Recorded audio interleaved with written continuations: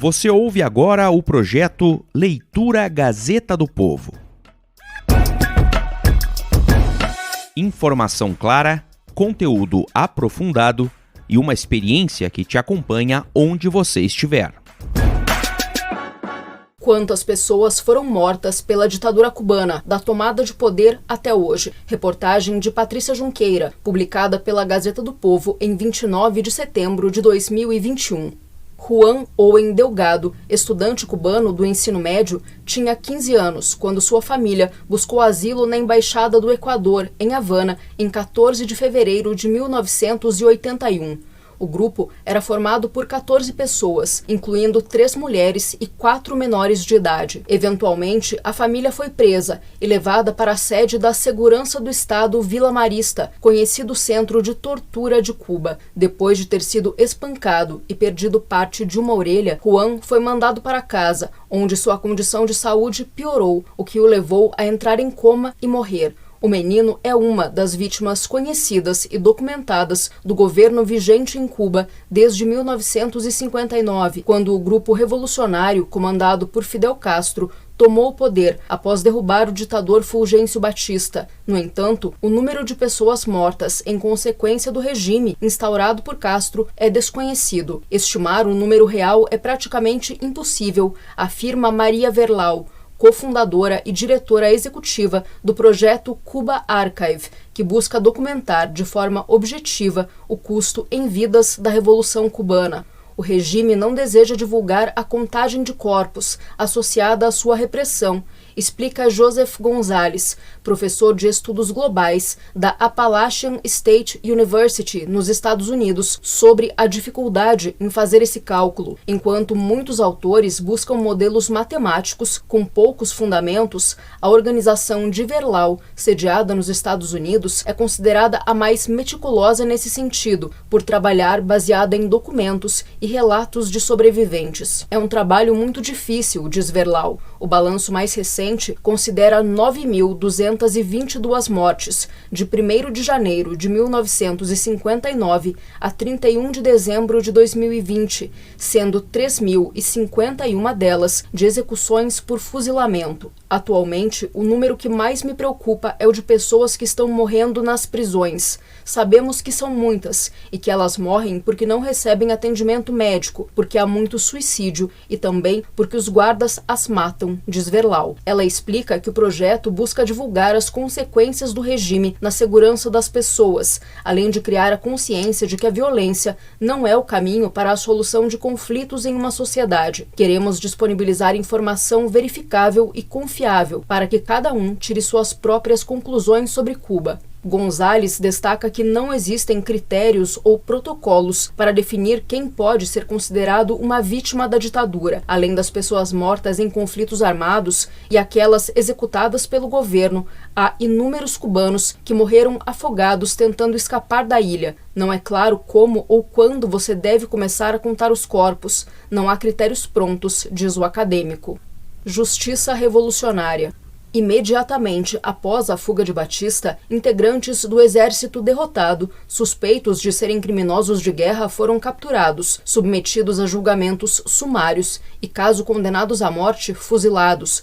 O jornalista John Lee Anderson descreve em Che Guevara, uma biografia, um dos episódios mais notórios do período, quando Raul Castro comandou a execução com rajadas de metralhadoras de mais de 70 soldados capturados. A chamada justiça revolucionária era considerada por Che e Fidel como necessária para consolidar a revolução, um posicionamento muito diferente daquele defendido por Fidel em 1957, em uma famosa entrevista ao jornal norte-americano The New York Times. À época, ele afirmava que todos os prisioneiros eram soltos, não assassinados. Castro teve todos os motivos para ser gentil com os soldados cubanos, os soldados rasos lutando por Batista, porque queria que eles lutassem por ele e por sua revolução.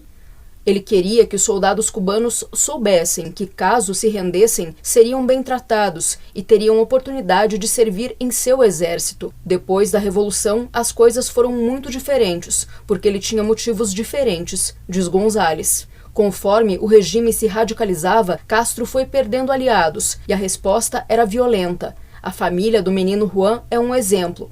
Rômulo, pai do adolescente, tinha participado do movimento 29 de julho contra Batista, mas ficou decepcionado com o regime implantado em Cuba e decidiu, junto com seu irmão, buscar asilo político, quando passou a temer represálias por seu descontentamento. Uma semana depois de chegarem à Embaixada do Equador, em 21 de fevereiro de 1981, uma equipe das Forças Especiais de Cuba invadiu o local, levando a família presa e separando os menores de seus pais. Após a morte de Juan, como consequência da tortura, vários de seus familiares foram condenados, incluindo seu pai, sua mãe e seu tio.